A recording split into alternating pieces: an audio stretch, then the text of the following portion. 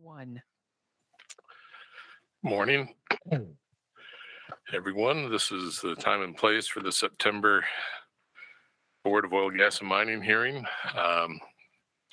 Two of our members are excused. Mr. Alan Walker and Mr.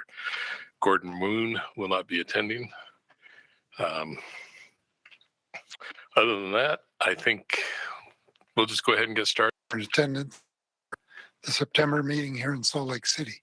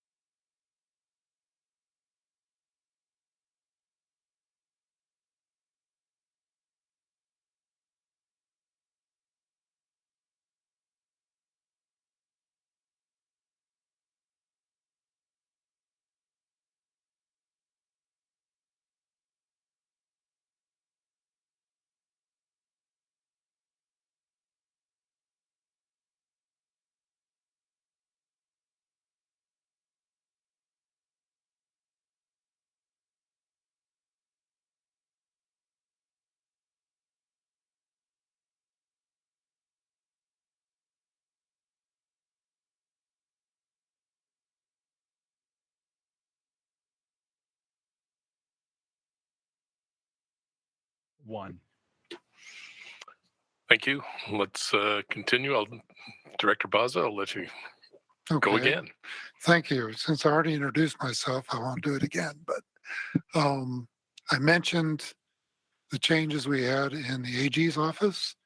Mr. Begley will still be your attorney, and Liz will still be our attorney. They've just taken some different roles in the AG's office. And I can announce that Trevor Gruhl has actually been officially hired as the division's attorney as well. So he moves from being an O'Hara Fellowship person to an actual attorney in the AG's office. And then we have a new... Congratulate Trevor. Okay. You look like you've cleaned yourself up too a little bit. Does that come with the job or the law degree? John twisted my arm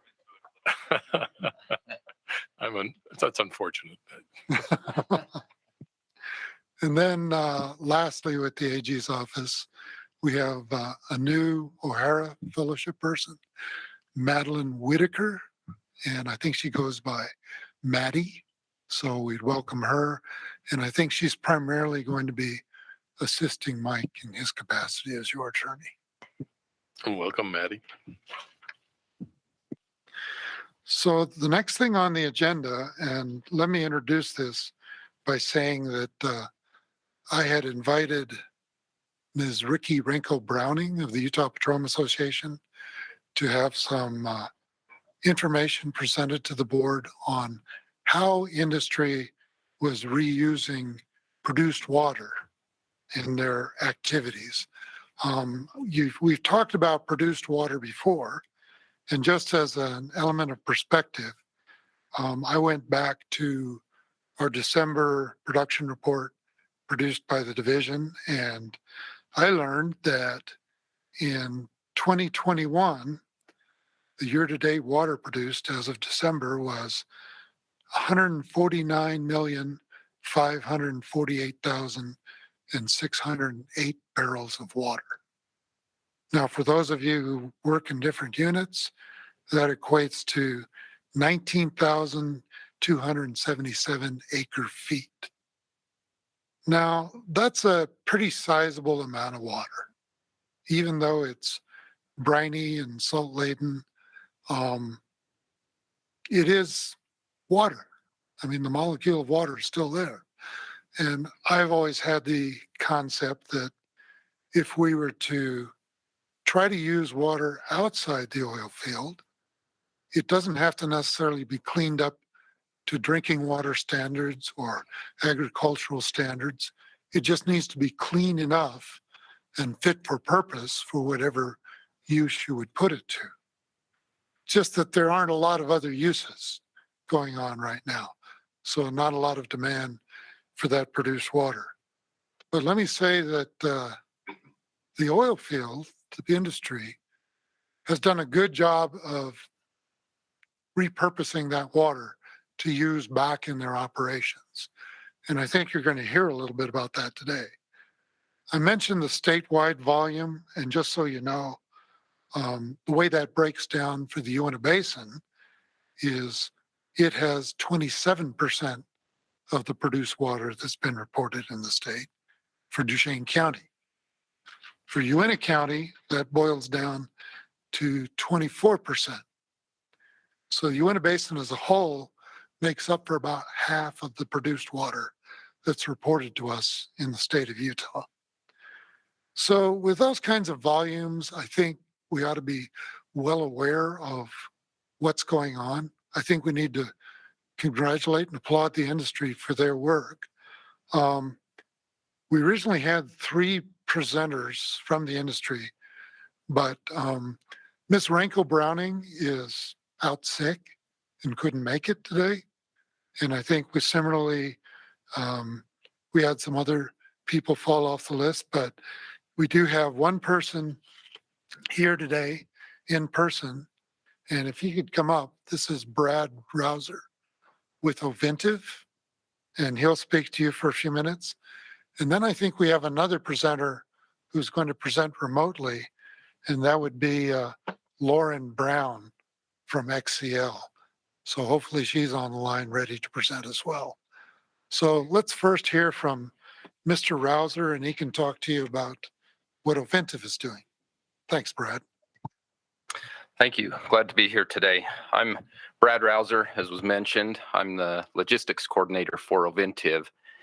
Oventive right now is currently using produced water in 2 main areas, reusing produced water in 2 main areas. First is for some recompletes. Those use approximately 28,000 barrels of water. They're a fairly small scale in the scheme of things. The second area and more sizable area that we use produced water is for secondary recovery. It was within our own field, but as you may know, we recently sold off a portion of our field to Scout Energy Partners. That water is still being provided to them. Currently today, we send about 40% of our produced water to them to use in their secondary recovery operation. As far as the large scale completion operations, we're not currently using produced water. We are exploring opportunities for that. There's some challenges that are associated with that from a logistical standpoint. One, storing the water, and 2, moving it to site with it being produced water. And so we're exploring opportunities to do that. It will likely require a large-scale produced water recycle pond will be one of the requirements in order to be able to implement that. And then, like I say, the second thing is working through the logistical and environmental challenges of moving that produced water to the various sites throughout our field. And so right now, that's what Oventive's doing as far as our produced water reuse. Brad, can you give us a feeling for how much treatment that produced water needs in order to be reused in facilities? In Utah, it's very, very minimal. Our produced water is good water. It requires some biocide to be added to it, but it requires very little treatment for us to reuse that water. And I think that what we've learned from studying this with Groundwater Protection Council is produced water treatment is a big cost, and it's probably one of the more prohibitive costs. But the other part of reusing produced water outside of the oil field or the industry is transportation. I mean, you don't want to have to move a barrel of water more than once. So the industry using it for their own operations is probably the most advantageous way to utilize that water for some useful purpose.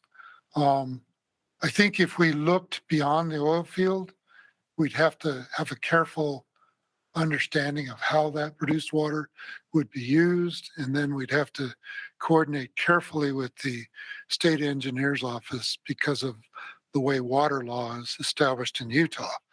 If it's used within an industrial use, I think it's somewhat ignored. But if it's going to be used outside the oil field for a beneficial use, there's got to be some way to adjudicate that to some extent. I do see that Ms. Brown is on the participant list. Do you mind if, Oh, I think yeah. a couple board members might have a, We have some questions, certainly. yeah. I just have a question. Can you sell produced water from operator to operator?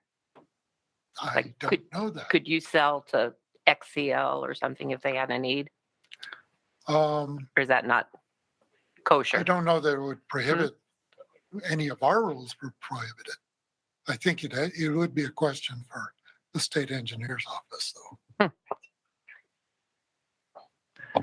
I just had a question about the water quality coming out of the Uinta Basin, the Wasatch, the Green River. What's the typical salinity, the total dissolved solids of that water? Do you have Is that something you We're know? about 10,000 Okay, thanks. per million? parts per million. In our other operations, just to put it in perspective, outside of Utah, we see upwards of 100,000, 120,000. Now, Oventive is active in other basins throughout the Correct. U.S., right? Mhm. West Texas, North Dakota, Oklahoma. Oklahoma. And I think that's where he's referring to. Yeah. Some of those other areas have much higher salinities than we show in Utah. And what sort of TDS does it become prohibitive for reuse? They have reused it in those other operations at those higher numbers. I don't know what the top number is, but at the 100,000, it's still usable. I know when they hear of our water that we have in Utah, they said, if you can ship that water to us, we'll take it today. It's that good. I just share that as it's that good. Thank you. If any of you recall the collaborative meeting that we had back in July with a panel of industry representatives talking about their activities, I think the message we got was that the Uinta Basin is ready to boom again with new drilling, new production. With all of that new production will come more volumes of produced water. So it becomes something that we have to be watchful of in the next few years as activity increases. Where are we going to put this produced water? How much of it can be reused at that point in time? Can it be disposed of properly? All of those things are kind of things that we're speculating on right now, but we don't know for sure what will we do with it. So any other questions for Mr. Rouser? Okay. With that, I'm sorry, Ms. Brown, we cut you off with some questions, but if you want to go ahead and present XCL's point of view. Absolutely. Thank you for having me today, and apologies I could not be there in person.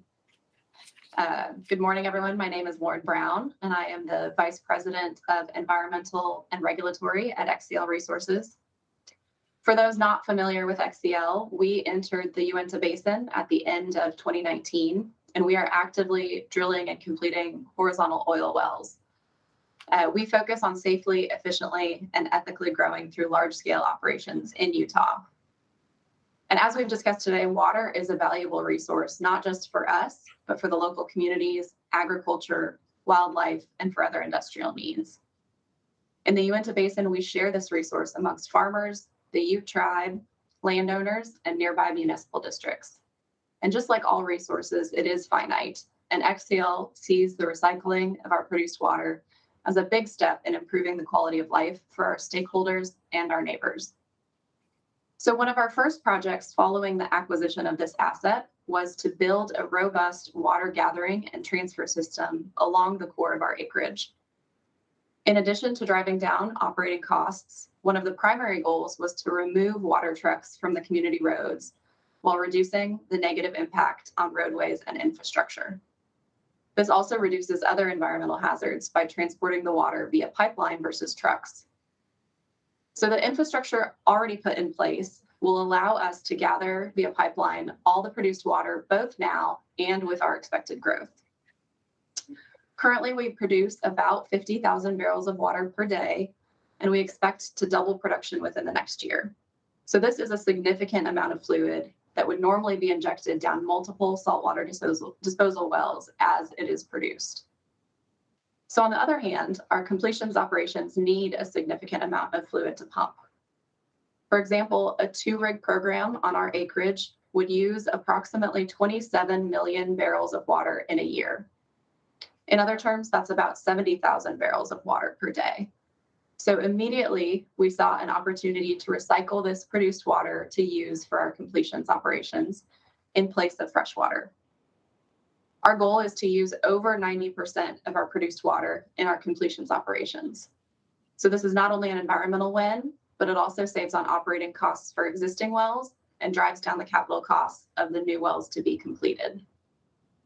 To further our recycling abilities, last year, XCL began construction on a 1 million barrel recycling pond in the heart of our acreage. This will eliminate over 100,000 community disruptive and greenhouse gas emitting truckloads per year, reduce our freshwater needs by 25 million barrels or 1 billion gallons per year, and save over $100,000 per well in water costs. So now I'm going to quickly share my screen.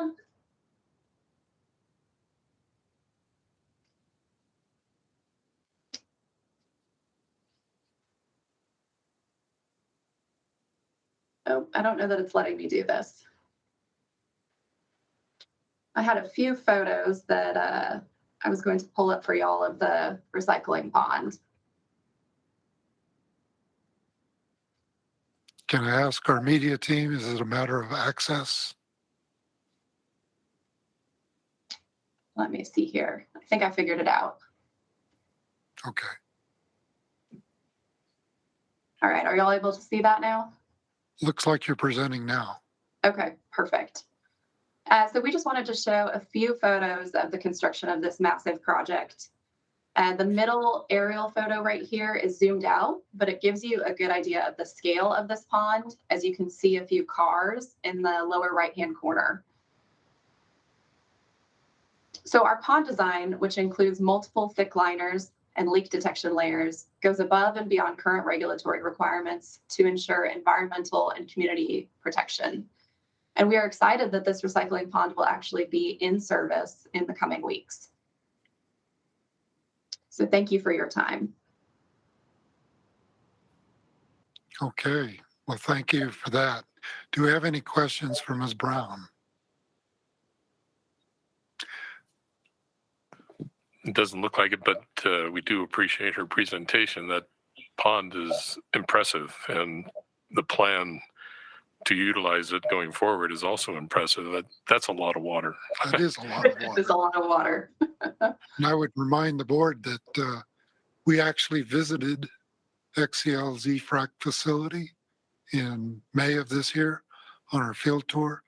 It was an excellent field tour. I commend the XCL representative who was there for a very informational tour that day. But that's one of the ways that XCL is attempting to reuse its produced water. So thank you for that. John, I'm sorry. Go ahead. I just wanted to say I love this this presentation. It's nice to see a win-win where you improve efficiencies, reduce costs, and have a very positive environmental outcome all at the same time. Those are the kind of projects that you can be very proud of. Huh? I agree. Thank you very much. The target is 90% reuse. That's significant. I mean, that's a significant reduction in the potential use of fresh water. But, of course, right now we are very keen, have a keen awareness of with the drought going on. And again, I commend industry for being forward-looking in this perspective, because again, the problem is just going to get bigger over time. The more we drill, the more we produce. I'm an advocate of finding other ways to use produced water outside of the industry. I know industry is doing a great job with it, but when I think about 19,000 acre feet in the state of Utah, think about how much fresh water that would be available if we diverted some of that produced water to other uses. And I think you're seeing it in other areas in a very limited fashion. I've heard about use outside of the oil field in the West Texas area, a bit in Oklahoma. I really think we need to find ways to somehow, in the mega drought we're seeing in the West, use this produced water in ways that will relieve freshwater pressures. Haven't gotten much traction lately on that, but hopefully we can keep proselyting for that. I thank the industry representatives who were here. I know we had Karis on the list, but I think, as I understand it, they dropped off because of some other obligations. So is there anyone from Karis who needs to present today? I'm not seeing any. So thank you for Oventive and XCL for coming and doing that. I'll move on in the briefing agenda, if that's okay. Our next item on the briefing is the proposed board hearing schedule for 2023. This was previously disseminated to you for your consideration. I think what we would be looking for is your assent to these dates. Actually, I think this may be the first time you're seeing it, but No, I think we saw it earlier, but did you? when do you need? We probably would need a firm decision from you before next month's board meeting. But if you're ready to speak to it today, I'm not sure what you have in front of you, but I can read you the dates of those hearings. We all got copies of Okay. it, and we can discuss it between the briefing and the start of the formal hearing. Right. And you just need to give me your nod that these dates are okay, and we'll accept them and publish them as We can do such. that. I don't really have a lot else to talk to you about this morning. We have some mining matters that are a bit touchy, and you may have read about these things in the paper. They may come up for a board meeting at some point, so I won't speak much more about them. But know that we're dealing with quite a few different actions in our minerals program that are drawing a lot of attention. With that, I would just turn the time back to the board. I don't think there are others in the audience today who have public comment, but we would certainly welcome that. Well, we can ask if there's anybody in the public that would wish to make a statement today or have anything to add. Hearing none and seeing none, there's no further public comment. And we would like to thank the industry representatives who came today to discuss the water issue. I think about 19,000 acre feet. I've got an acre foot for my yard every year, and I think, oh, that's 19,000 acres essentially that people are using to water their lawns. That's a lot of water. It is. Well, if there's nothing else, we will go off the record. We will go. We'll start our hearing portion of today's agenda at 10 o'clock. So we'll return at 10. Thank all those who participated earlier today. Thanks, John. Thank you.